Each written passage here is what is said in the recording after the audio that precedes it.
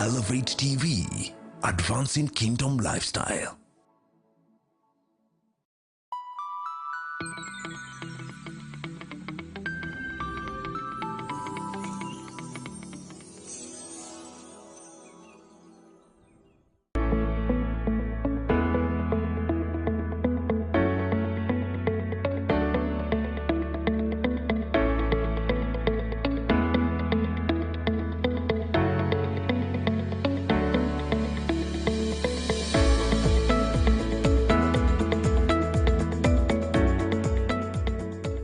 So welcome back to Marriage and Bliss. My name is Kanjagwa. This is Elevate TV, advancing kingdom lifestyles.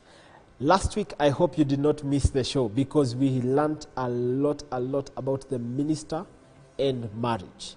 And this week, I want us to talk to the same couple, talk to the same people that we had last week. They mentioned something that was very critical, very important, that we need to have a marriage inventory. Now, I want you at home, just call your husband, call your wife, sit down together, get a book, get a pen, because today we are going to come up with the marriage inventory for your marriage, specifically for your marriage. These are going to be just pointers that you will need to look at with your spouse so that you just gauge where you are. So at the end of the day, you know where you are. So help me invite my wonderful couple again. I think for those that did not watch last week, I think it is important that you just start by introducing yourselves to our wonderful viewers. Just tell them who you are and what you do. Yes, Pastor. Thank you, Peter. My name is Benson Okeo. I'm a husband and a father, and I'm also a lead pastor at Friends Fellowship Assembly. Thank you. Wow, thank you. My name is Clarice Okeo, wife to Benson Okeo. Wow. Thank you very much for availing yourselves on this show. We are really delighted. Here, the thing that we do is we are trying to restore God's order in matters marriage and relationships so that we don't go astray, so that generations that are after us will find a roadmap to where they should be going. So today, I want us to just bring out this concept of the marriage inventory. This one is not for the young couples only. It is for the older couples. Actually, for the older couples more. Because most of the times, the older couples, tulishafika mahali, tukazoea, and you know, and everyone does what they feel is important. But we need to come back to that place where, because we understand that these younger couples are looking up to the older couples. They are learning from the older couples. So the older couples need to up their game to the extent where, as young people, when we are looking at them, we are learning. And this marriage inventory, I think first I will start by asking Pasi to just define what the marriage inventory is. Mtu asikuwa anasikia tu anasema inventory, wanasema inventory. Okay. Yes. Sir. Thank you so much, Peter. Thank you. I think every now and again, it's important to know the state of your marriage because it's possible to stay in the same house with a stranger. Wow. You sleep on the same bed, but you're perfect strangers. Wow. Because in marriage, you are either moving against each other, that is called retaliation, or moving one over another, that is called domination, or moving together, that is called cooperation. Wow. So it's important to check if there is retaliation, if there is domination, or cooperation. Wow. Because marriage has seasons. So it's possible to be cooperating now in this season. But the next season, when storms hit, we are not cooperating. We are not working together. That's why the issue of marriage inventory, we need to have it every now and again. Just sit down and talk over issues. Wow. Yes. You just have to create time.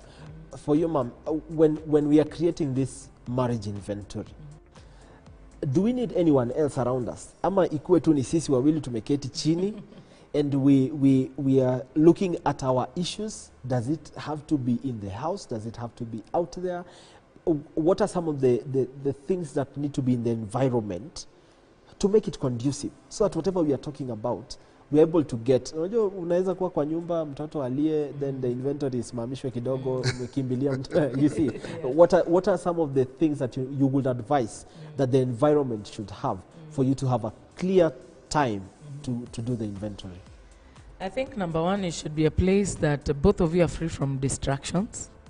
Your phones are on airplane mode if possible, yeah. That not in the middle of the inventory, because you're trying to check what is it do we have, what is it that is lacking, what is it that needs to be added or strengthened, and you can't do that with a distracted mind. You need to focus, and because of that, if it's possible, it can be done outdoors, outdoors in a place. Not necessarily, you might be having very young children, a place where your children can be free to do their own stuff. You can even ask for help for someone, and so that you're both focused. It needs both of you. You don't need a third party for the inventory concerning your marriage. Wow. It is the both of you. Wow. Yeah. And out there, I believe that you will make the inventory. Please, I hope your pen and your paper ziko tayari, because what we are going to discuss here is going to be amazing. We're going to strengthen marriages. Actually, we're going to have marriages that stand at the end of the day, so that we don't break marriages because of one aspect that we would have talked about and solved the issue. True. And maybe some are struggling with one aspect, and it's because they have not talked about it completely. So we are creating time. Basically, what I'm getting from you is that we are creating time for one another. We sit down with one another and we are discussing our marriage, because just as any other business, there are moments that you need to take inventory and just know this is where we are, this is the stock we have, this is what we don't have in stock, and this is what we need to add. So basically that is what we are doing, that we are looking at our intimacy level. This is where we are, this is what we are lacking, and this is what we can add. So what are you going to bring to the table? What are you going to bring to the table? We discuss that and we conclude with it. Why? Hey, where is my spouse? So that we write it down. So coming to the marriage inventory. First, let me bring you back. There's something we had not finished on our previous interview that we need to just tackle it before we delve into this topic. That there's something you mentioned, that you don't have to push your spouse to become a minister simply because you feel I am a minister, and so hakuna kuangusha levels. You cannot bring the levels lower than I am. So Percy, for you, what would your take be for this person who feels I am a minister, I am a pastor, I am a bishop? So you, Mrs. Wife, needs to get to that level where now you are a pastor. You have to preach, you have to pray for people, you have to do all things, all these things. So what would your take be? I think I'll support what she said. You should never force your spouse to do what you're doing. Callings are related to giftings. Giftings are actually a pointer to the calling of a person. So it's important to start discerning the gifts that your wife has, both gifts and skills, because gifts and skills, they point to a person's calling. Right. So start discerning this your wife, your spouse's giftings and skill, and then start using those gifts and skills. Yeah. Wow, amazing. This point came from you. So I want you just to dissect it. Give it to us, dissected. What do you mean by don't push your spouse to become something they are not? Okay. I'm just thinking of an example that all of us can relate to. It's just like taking a doctor into a place, into becoming a farmer. And you want the farm to have maximum produce. You know, unless they are taught, they will not know what to do. Right. And because their passion is not there, they will do it out of duty, not out of loving it. And the reason why I say that, in my little life, I have seen where because someone is a minister, either male or female, they feel that probably because I'm a minister, I feel my husband needs to be a minister, you know. And I think one of the greatest lessons I learned from my husband was, even those times, we would go to a place and I'm the one ministering. I would not like push him to do anything, but bit by bit, when he was given an opportunity to do something, his passion would just come out, you know. And out of just allowing him to be him in his skin, then he was able to express whatever that was he was cut out for, just pole pole. And when you force something, then there's more often than not there will be a reaction to it. For example, I'm a pastor's wife. I don't think I'm called to preach or anything. Me, I'm good with kids. Yeah, so I would, most of the times after church, probably would find me with kids. I'm always at the Sunday school trying to check out 1, 2, 3 things. There are ministry ethics that wife can be taught when it comes to receiving visitors and blah. But it shouldn't be pushed to a place where she's told that serving in the Sunday school, you're a bishop's wife. That is a less call. Bishop's wives are supposed to be assistant pastors, women leaders, you know. When we begin to place value on other placements of service more than others, I think that's wrong. Very true. For both sexes, both male and female, because there are women that are pastors and their husbands are not. Just being allowing someone to be comfortable. Comfortable not in the place that they're not growing, but comfortable that even if they grow, you're not the one stretching them and telling them, today I want you to do this. Today I want you to be the one collecting offering. I want them to know that I am married, you know? And we should just allow the giftings to express themselves. Pole pole to, with opportunities, we'll begin to identify. But don't you can give someone that is not graced to do something, and what you have built is brought down very fast. Very true. Because you forced me into it. I didn't want it in the first place, you know. It was not. It was not something that I had a And passion then something for. else. Yes. In a nutshell, most spouses make this mistake. They try to create their partners in their own image and after their own likeness. They forget that their spouse was created in the image of God and after God's likeness. So when you try to do that, there will be frustration. True. Wow. Both with your spouse and even with yourself. True. Wow. Yeah. Wow. You hata siwezi ongeza kitu. I cannot add anything else. Now, let us go to the inventory. And we are going to start with where we are. Ministry. Yeah. We want to see, yes, we have said that don't let him be too comfortable. Don't stretch him too far. In the inventory, is there anything that we can talk about in matters ministry, just to know where are we, from where we began from? Because most people actually stagnated and are mark timing and thinking we are moving. Yeah. Simply because we can pray at night, simply because we can pray over food, simply because we can pray when we are going to work. They think they are moving. But when they sit down and look at it, they're actually mark timing. They're actually at the same spot. So what are some of the things we need to talk about in matters ministry as we are decoding this story of the inventory in matters ministry? Okay. Matters ministry, we've said that ministry is not standing at the forefront. Yeah. Ministry is a personal walk with God. We minister to the Lord first. Then out of that relationship with God flows ministry. Yeah. So the first question we need to ask our spouse, how is your prayer life? Wow.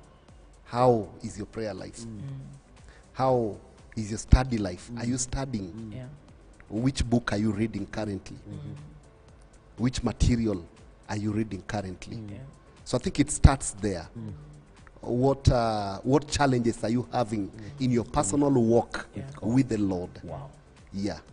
So you ask these questions. Yes. What are some of the challenges you are experiencing in your walk with God? Yes. For you, Mom, I believe there's something you can add.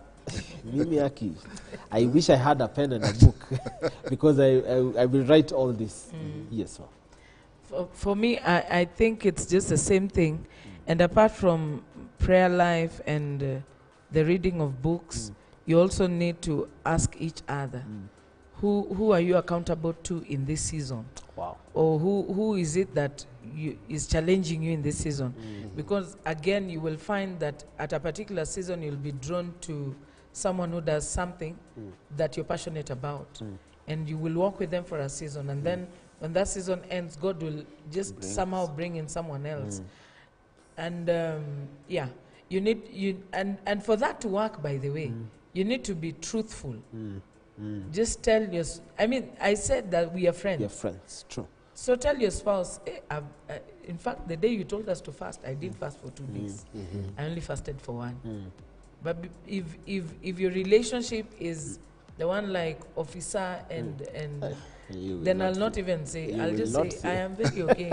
Everything will be very okay, you know. So that is the importance of us having the inventory out of purity of heart without thinking that when I say you're going to judge me. Yeah. It is not a fault-finding mission. Yes. It is, we are trying to help one another to grow and become what God has called us to become. Yeah. So you have mentioned a good thing, that it is important that we talk about who are you walking with. Is it also important to know who are you pulling up? Yes. So that, again, you're not being pulled alone. Yes. And growing alone. There's someone that you're walking with. Yes. In every season. There's a season where you're working with a couple. There's a season where you're working with a single person. Yes. Is that also important? Yes. That is very, very important. It is. There's the issue of mentorship, then there's the issue of discipleship. Yeah. Wow. So who are you discipling? Yeah. Who is mentoring you? And who are you? Then who is discipling? Who are you discipling? Yeah. So that you don't become a salty lake. Yeah. Which has an inlet without an outlet. Yeah. So whatever you are learning, there's somewhere else you're taking it. Yes. Wow. So ministry, we need to talk about ministry. All these questions out there, all these questions are very important. Sit down with your spouse. She or he is your friend. And they are not just husband, they are friend. So make sure that you sit down with them, take the notes. Who are you working with? Which book are you reading? Where are you in matter scripture? Kuna watu walisoma kitabu ya Mungu January and they will read again in December. Yeah. And it is not very good. And Mr. Husband does not know. You know, it is important we keep each other in check. Yeah. So that if you have a challenge in reading the Bible, then I can come in and just pick you up and cause the engine to run again. Yes. Because kweli ni ati we are human and sometimes we get tired. Yeah. Even in matters prayer, Yeah. sometimes we get weary. And we need someone to hold our hand and just pull us up until we get to where engine imeanza kurun tena and you're running. True. Wow, thank you very much. So the second thing that I want us to talk about, we are always told that communication is the backbone of every marriage and every relationship. So trying to fit it into our inventory. What are some of the questions we need to ask ourselves about communication so that we know where we are? Maybe we used to communicate before we got married. We used to talk for 7 hours. I believe that is still happening for some. They used to talk for 7 hours.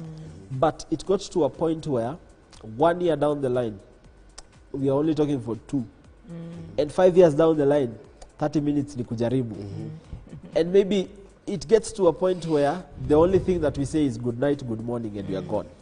So what are some of the discussions we need to have around communication to know that we are still moving together? We are not looking one this side and the other this side. Yeah. Yes, for you, ma'am. I would say one of the questions we need to ask, is there any other thing that comes in between? Do we understand each other? Or is there any other thing that is competing to get our attention? For example, do we have times where we have scheduled to have time with each other? If it is monthly, if it is weekly, because communication, you do it every day. Very true. Are we able to communicate our struggles? Are we able to communicate our joys? Are we able to communicate what our expectations probably? And if that is not happening, probably we are not communicating. We are just talking. There's one who is hearing, and the other one who thinks he's listening, and nothing is happening. Very true. Yeah. Wow. Because communication should be able to cause a reaction or a response. Yeah. Wow. You have brought up something very important, that we need to communicate our struggles. Most of the times in marriage, we find that we have gotten so deep into depression because we didn't talk about what is troubling me as an individual in this context of marriage. Or also something that I used to get at work. I used to be insulted at work, or I was always told that this thing is not cut out for you, you cannot do these things, and I don't have someone who is affirming me. So what is the importance of communicating, especially on the struggles? Because the good things are easy to communicate, and most of the times we communicate, we talk about the good things. Today I went, someone bought me lunch, but rarely do we sit down and talk about, I felt so depressed, and you are sure that this person is listening. So what is the importance of communicating the struggles that you are having? You see, there are levels of communication. There are different levels of communication. So most couples don't go to the deepest level where they share their fears, where they can share their pain, where they can share their dreams. They don't go to that level. So I think it's very, very important to communicate. Let me say that today there are so many forces around us that threaten our marriage. They look like a blessing, but they are actually threatening our marriage relationship. Things like the gadgets that we have, things like the TV that we have. So because of these gadgets and these things that looks like a blessing, we have limited communication. So we don't talk heart to heart. One of the major complaint that most women have about their husbands is their husbands don't listen. Wow. Hawa jamaa wasikiangi. Kabisa. They don't listen. Some say they don't talk. Yeah? So in communication there is listening, there is talking, there is understanding, and then there is response. So I think it's important to create time. Create time. Wow. Not that you say that we'll talk about this. But you need to go to a level where you can have heart-to-heart communication. Wow. That you talk the deepest things. Yes. The deepest. Most people don't talk about fears. And they don't talk at times because the home is not safe. If I feel threatened, if I'm afraid that my wife will blow up, then I will not talk. Or even use that against you at one point. Yes. So they will not talk. So you get into, that creates another fear altogether. Yes. Because you feel, as much as, yes, I want you to be my friend, there are levels that you will. And I believe that communication comes in levels, as you have said. Yes. And the more intimate you become, the more connected you become, the deeper you go. Yes. So most people are remaining in the shallow end because they are not. So I believe that we need to have a safe environment. A safe environment. That you are my safe place where I can come. And as much as we are told that men do not cry, I will come as a man, cry and live as a man. Hautabaki ukiniambia acha umama. You know, you will live feeling that I have poured out what I needed to pour out. Yes. Wow, this is amazing. Out there, if you are learning, please just communicate with us. Talk to us on all our social media platforms at Elevate TV Kenya, at Marriage and Bliss. And I believe that you have written to point number 2, communication. I hope that you're communicating, and I hope you are a safe space for your husband and for your wife, so that they can come to you as a friend and make sure that they communicate with you. So please. Yes. Now, let us come back to the one that we're going to talk about before we go for a break. In-laws. Most of the people are breaking up because of in-laws. In-laws have become a big issue. Because I feel that my wife is taking care of her home so much than mine. Or I feel that everything that we are doing is inclined to them and not ours. So how do you deal with in-laws when it comes to such a case? How do you talk about in-laws in matters inventory? Okay, in matters inventory, probably we need to be number one. When we talk about in-laws, we need to be selfless. Selfless because we are Christians. Love should be our basis for doing everything. And as you get married, not both families are the same. Yeah? And for me, I like to tell myself that I will remain born again towards my in-laws. That if I'm the only Bible they will ever read, then let it be. Wow. Yeah? Wow. And that has to be intentional. Because these are people my husband did not choose. You know? Where I am, I did not choose. So I have to stay at a place where I'm at a better place of understanding than them. Wow. So begin to look, are my in-laws intruding my marriage? Are they a blessing to my marriage because they can be and they ought to be? What can we do to make some of their lives better? Because there are those that, from where I sit, there's something, I can't be, charity begins at home, yeah? I can't be counseling every other person, and I can't be able to minister to my own family from where I am, my own family and his family. And when it comes to, probably just getting ahead of myself, when it comes to ministering to them or taking an inventory, before an in-law comes to stay with you, most of the times in our African setting, more in your course of living together as husband and wife, at one point or another you will have an in-law come to live with you from either of your sides. I mean, whether it's your side or his side, remain born again, especially for us women. Remain born again. Let wacha ushuhuda isianguke. Yeah. True. And I talk like that from a point of experience.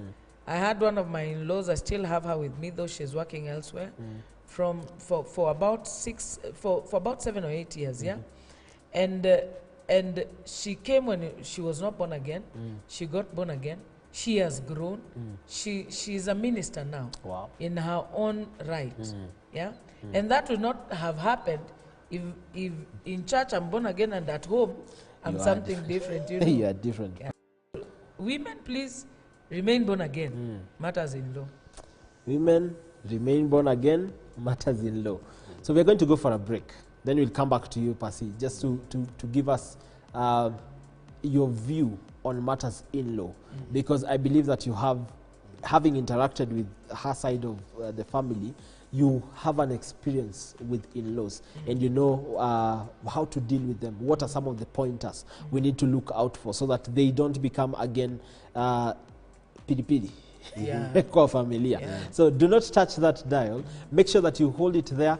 I hope your pen and your paper zinafanya kazi, that you are writing down so that we take inventory of our marriages, that at the end of the day we are able to sit down and make our marriages better. So we are here. Do not touch that dial. See you after the break. My name is Kanjagwa. This is Marriage and Bliss, Advancing Kingdom Lifestyle.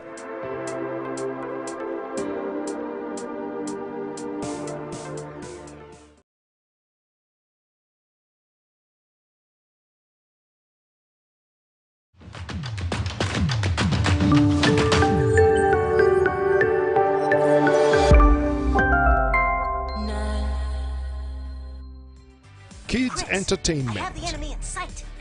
18 degrees by 4 degrees.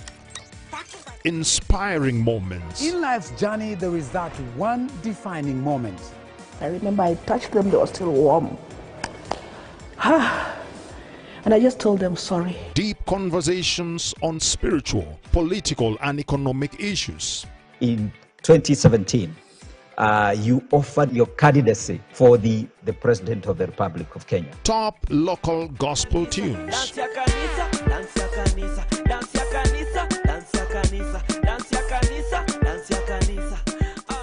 Youthful, engaging conversations. The person who won me over to Christ, before I came to know he was a pastor, we already clicked, we already developed a very strong rapport. Powerful live church services. God was in the business of restoring apostles to the body of Christ.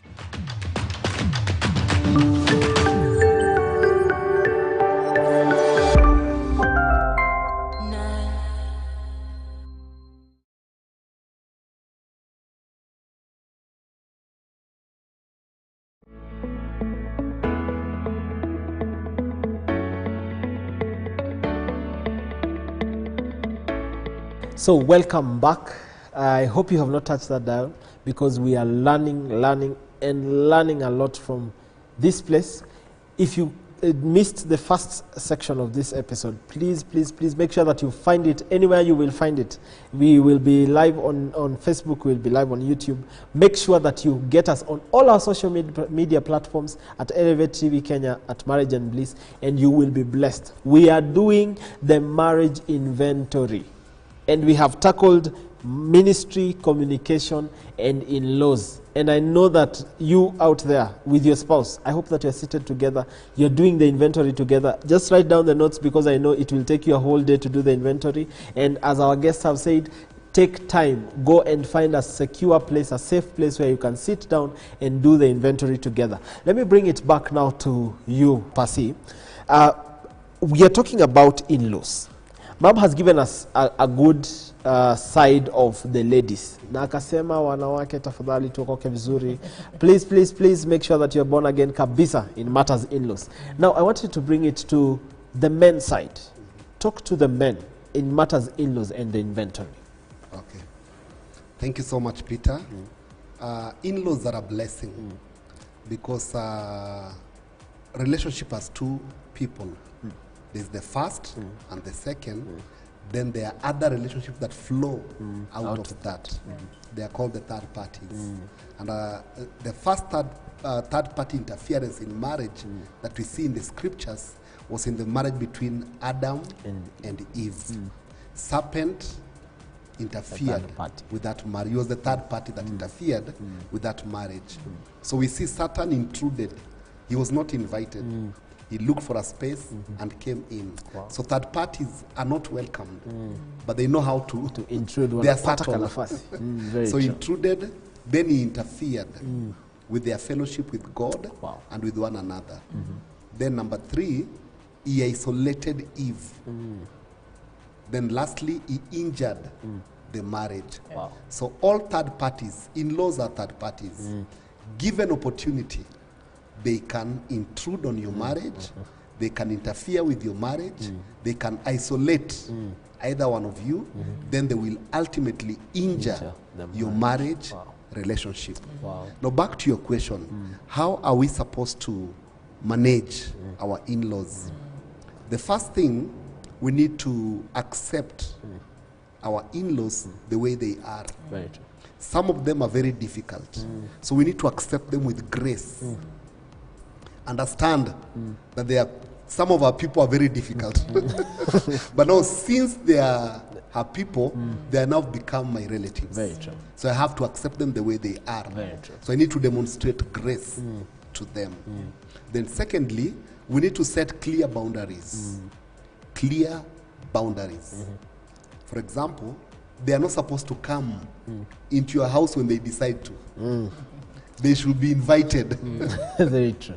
Very true. Then secondly, there are areas of your marriage that you're not supposed to discuss with them. True.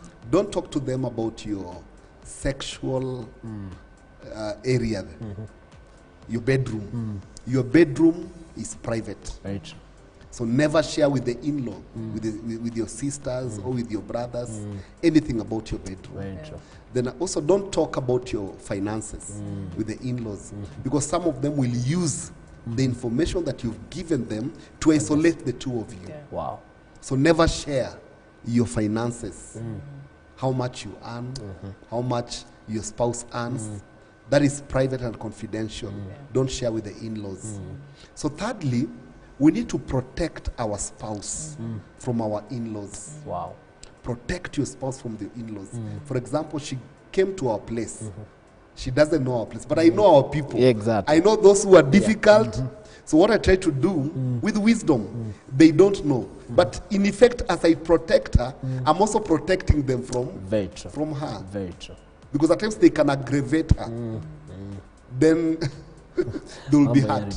True. So I need to protect her because I know my people so well. Very true. I need to protect my wife from my people. For example, there was a time that we were trusting God for a child, but it took so long. So anytime we went home, our people, they were asking. They were asking And some of them were even making jokes and insulting. And they can talk. So I made a decision. But I made a decision that I will not go with her. I'll just go alone. Because me, I know them. I can manage it. Very true. Some of the things that they say will destroy her. So I protected her by not going with her. Very true. In case there was maybe a burial, we would go. Then after burial, immediately after burial, you leave. We leave. Very true. For the sake of protecting her, because I know my people. So we need to protect our spouse, our spouses from our people. Wow. Yeah. Wow, wow, that is amazing. You need to protect your spouse from your people. Wewe ndio unawaelewa venye wanakuanga and how they talk. Your spouse does not understand, and maybe most of the times they will get aggravated. And sometimes out of human nature, they will try and respond and protect themselves if you do not protect them. Wow, that is amazing. That is, wow, that is awesome. So now I want us to go to a point you have mentioned that you were looking for a child. Children are often taken away from this conversation, ya familia. And you know, most of the times we always say, our watoto ni third party. Walitopata, watatuwacha. But we forget that we have been given the responsibility of taking care of these children for a particular time, 20, 25 years, and they are out of your way. So in these 20 and 25 years, we need to be sure that we are doing the correct thing. And we need to keep one another in check. That the way you are parenting is correctly. So in matters parenting, when we are doing the inventory, what are some of the key areas that we need to look at in matters parenting?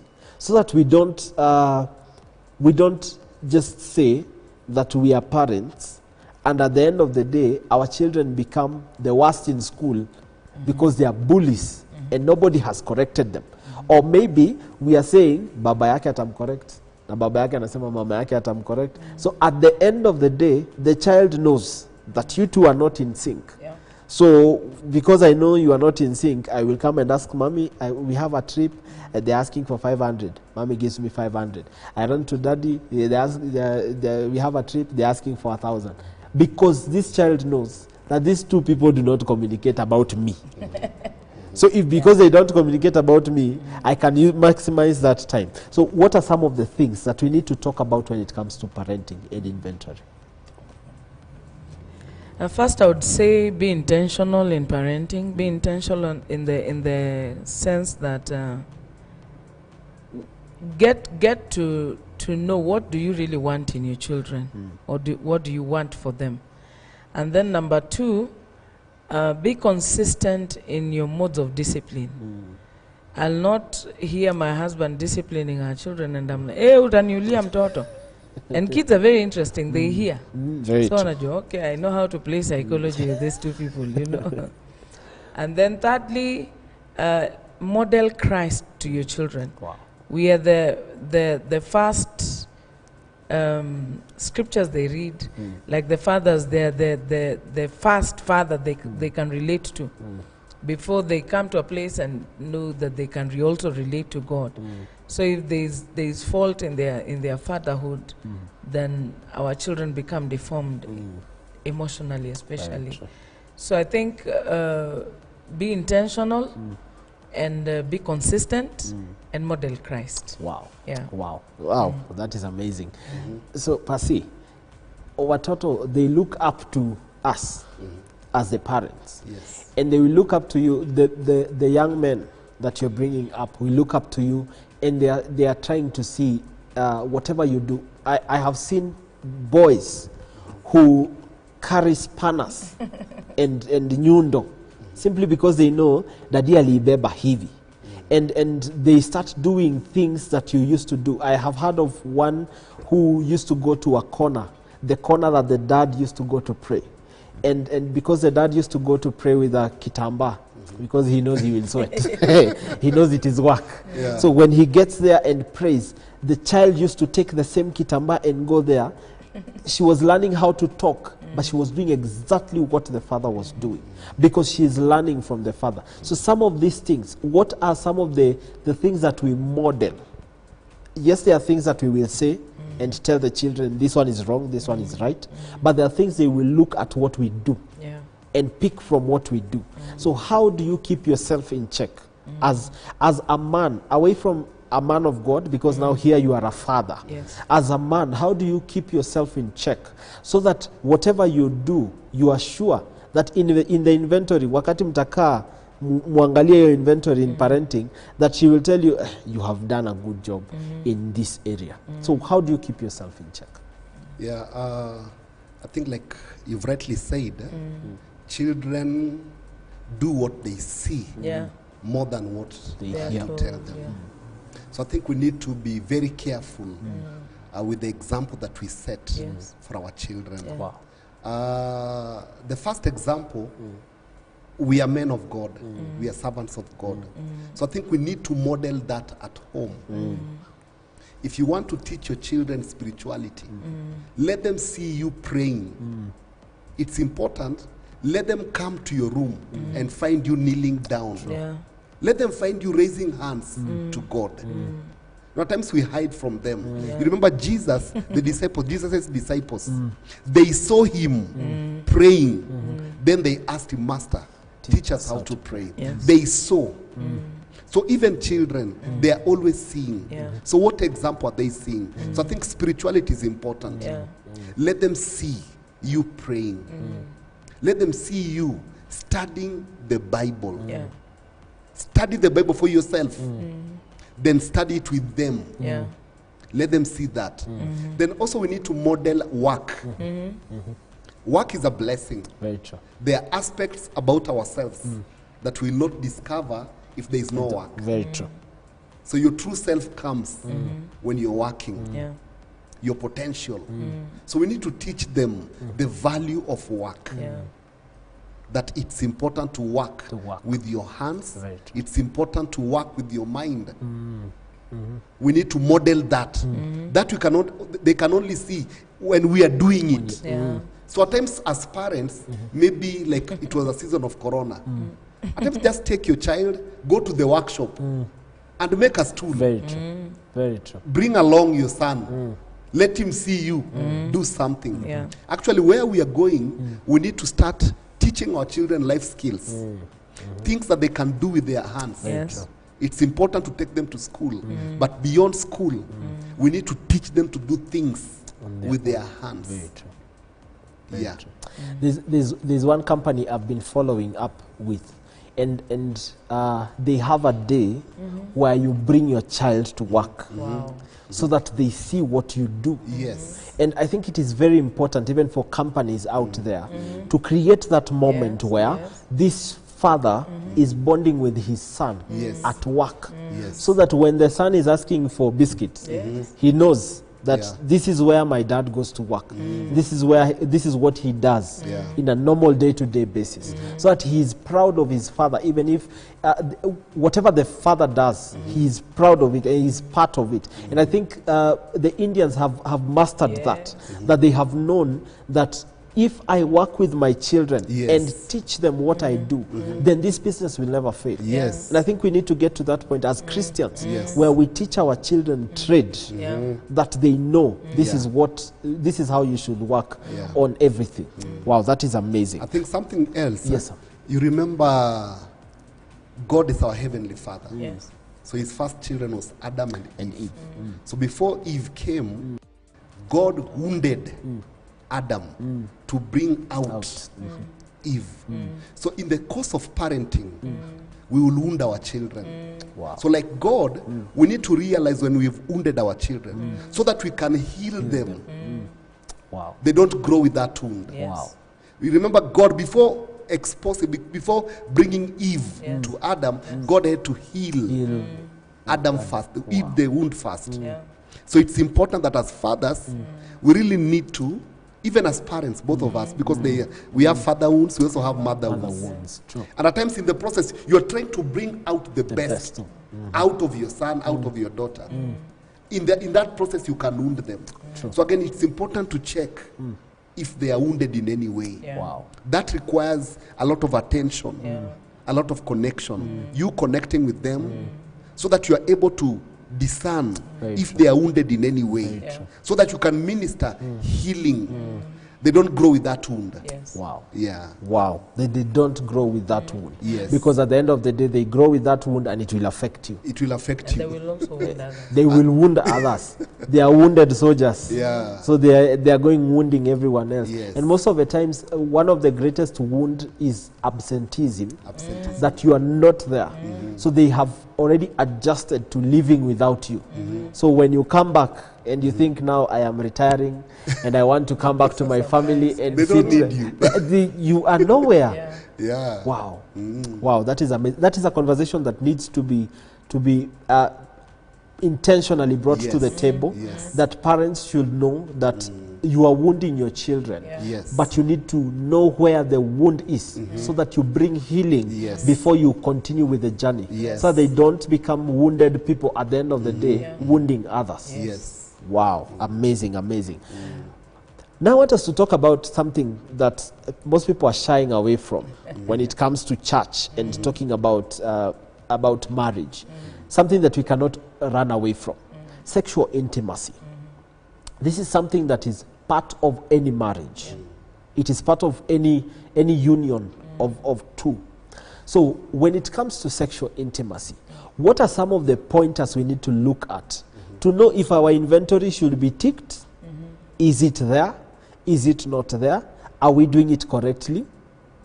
What are some of the pointers we need to look at from you, ma'am? There are different things that you need to look at. Is number one, are you afraid to even talk about it? I've had couples that don't even go there. Don't you even know, mention. when you go there, we are going into fasting. You know, and it is one of the beautiful things that God blessed every union with, every marriage union, and there are quite a number of things that I'd want to look at. We talk about them using some comparisons. Check yourself. Are you a wheelbarrow? Are you one that has to be pushed so that you can give pleasure to your spouse? Are you a mkokoteni? You have to be pulled so that you can give pleasure to your spouse. Are you a jiko? We have to pepeta you yani, you know, before you give pleasure to your spouse. Or are you a gas cooker? You're ready to give pleasure. Just ask yourselves. And another thing that we need to ask each other is, are we proud of our bodies? The Bible talks of naked and not ashamed. Sure. And I know there are many other revelations to that. But if I take it literally, can you be comfortable being naked before your spouse and even do a catwalk? Wow. You know? Wow. Or do you want the lights to be off? Switched off completely. Yeah. Wow, wow, wow. That is so much wisdom that you need to know. Who are you? Yeah. Well, you need to gauge yourself first, even before you get to the inventory. You need to gauge yourself, know where you are, know who you are, and why is it that you are at that particular position, and how can you become the best of yourself to your spouse. For you, Percy, when it comes to intimacy, as Mama has rightly put it, sisi wanaume, we are gas cookers. We are always ready. We are always ready. And most of the times we expect that our wives will always be ready. And most of the times it does not work like that. So how, in this context of the inventory, what are some of the conversations we need to bring to the table for us to talk about, to understand, are we doing the right thing? Am I giving pleasure to my wife as my wife? Yeah. So that these conversations will help us even when we go back, because they always say that sexual intimacy does not start with the bodies. Yes. It starts with the mind. Yes. So if the mind is well prepared, then we are able to go to the next step. But if we have not talked about it on the table, we have not discussed about it, then we are losing it. So Percy, what are some of the conversations we need to bring to the table in matters inventory and sexual intimacy? Okay. I think when you talk about sex, we need to realize that sex is a tool to serve your partner. Yeah. It is for service. You're supposed to serve your partner. You use it to minister to your partner. Yeah. Wow. So don't put yourself in front. Yeah. Good sex is when you put your partner first. Yes. I want to satisfy my partner. But when you put yourself first, and most men, we put ourselves first. That's why we know we are There's like a lot of frustration. we are like gas cookers.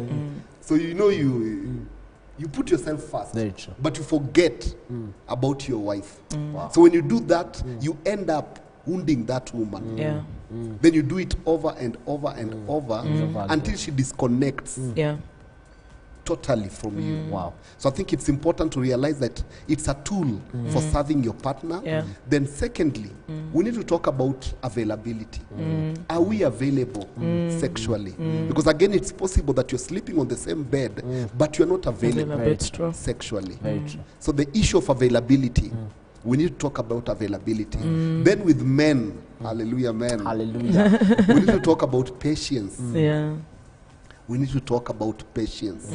We need to be patient to really satisfy. You know, a lazy man cannot satisfy a woman sexually. A lazy man cannot satisfy a woman sexually. True. It takes a lot of patience, a lot of waiting. The same way we wait on the Lord. If you are going to satisfy your wife, you need to learn the art of waiting. Yeah, so that you are able to connect. You are able to connect heart to heart, not just bodily. Yeah. And someone once said that sexual intimacy brings the two hearts together so close to one another before even the bodies come together. Yes. That you are so connected, that every other thing is so connected, that when it comes to intimacy, it becomes very easy. It becomes seamless because you feel that this is your friend, this is your close confidant. You are, as Mama's rightly put it, you are free to be naked and not ashamed. That you don't feel, I need to cover myself, I need to be secure first, secure me. But I feel that this is a safe space, that you have accepted me the way I am. You have accepted that this is how far I can go, and this is what I can do, and this is what I cannot do. And that in its own sense, you're able to bring together the hearts, conjoin the hearts, so the bodies will automatically just give themselves in. So I think we're going to run through, because time is really running, man. Time is really running. We're going to run through two together, the ones that we are remaining with, just running through them. So we just mentioned what they need to talk about. And out there, if you're out there, I hope that you have written down whatever we are talking about. I hope that you have written them down, everything that we have talked about, and you are implementing. You're going to sit down with your partner, just take the inventory, know where you are, know what you have not done, know what you need to do, what you need to bring about, so that you make your family and your relationship better.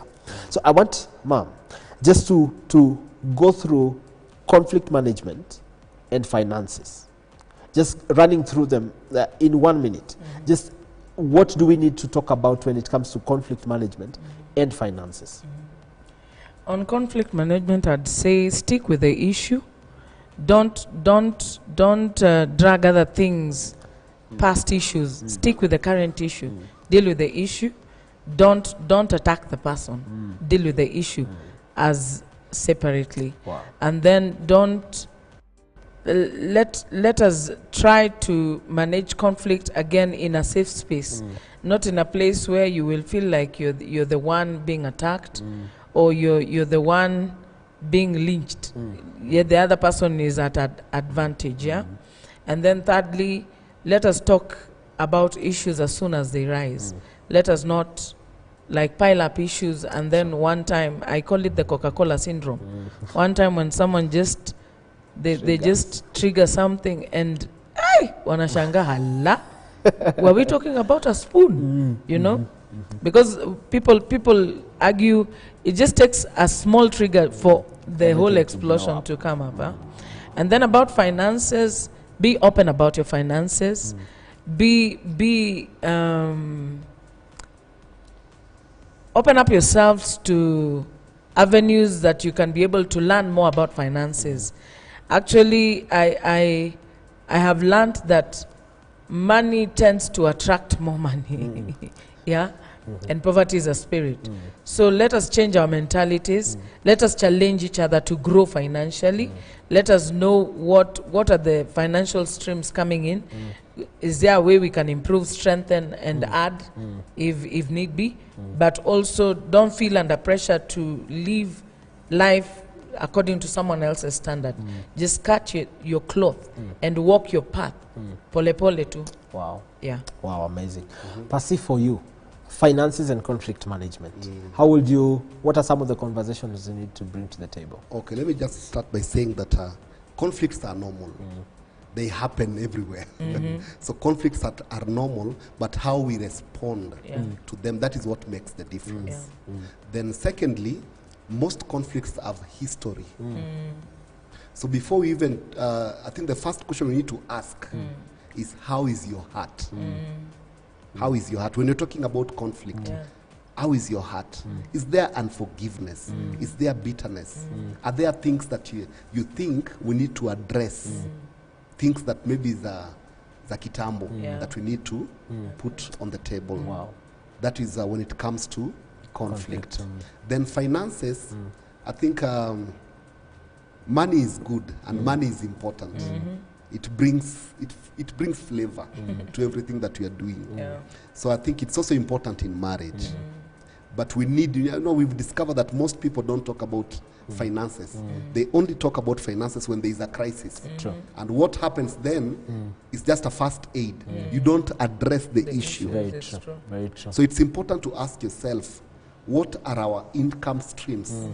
And what can we do to improve the income or to strengthen our income streams? Wow. Then we also need to talk about our expenditures. How are we using our monies? Truth be told, most people don't know where their money is going. Most couples, they don't know. They get money, but they cannot account for that money. So we really need to talk about our expenditure. Where is our money going to? Very true. Then I think lastly, we need to talk about tithing. Are we serving God with our money? I'm telling you. Are we serving God with our money? Yes. Wow, that is amazing. Now, the last question that I want to ask, I want to do it now as practical as possible. We need to be appreciating our spouses every other time. That we need to tell them who they are and what they do to us. So, in 30 seconds, 30 seconds, ma'am, I want you to look at Pastor Ben and just tell him, appreciate him. Sweetie, I want to appreciate the man that you are, the father that you are, the husband that you are, the lover that you have been to me for the past 16 plus years, yeah? Because I know we are going to have a lifetime together. And I really appreciate you stretching me and making me a better me and leading me on to serve God. You have been the best example of God I have seen in my life. Wow. Yeah. Wow, amazing. But it's now your chance. Sasa ni yako. Okay. Yes. Mine is just to thank you for who you are in my life. I think when God was creating me, he had you in mind. And I'm grateful that I met you. I'm grateful that you're my wife. I'm grateful that you're the mother of our children and that you're my destiny partner. Amen. I know that together we will move mountains. Thank you so much. Wow. Out there, I hope that you're still there. The love that is in here is still hitting me. So I hope that you are appreciating your spouse out there. It is now your responsibility. Go and tell them. Tell them who they are and what they do to you. Make sure that you appreciate them on a daily basis. So it is a wrap from us. Thank you very much for coming. Thank you very much for watching. Please keep engaging with us on all our social media platforms at Elevate TV Kenya, at Marriage and Bliss. And we love you. We love you. We love you. See you next week, same time, same place. And it is a goodbye from us. Thank you very much for coming. So bye-bye. Baraka.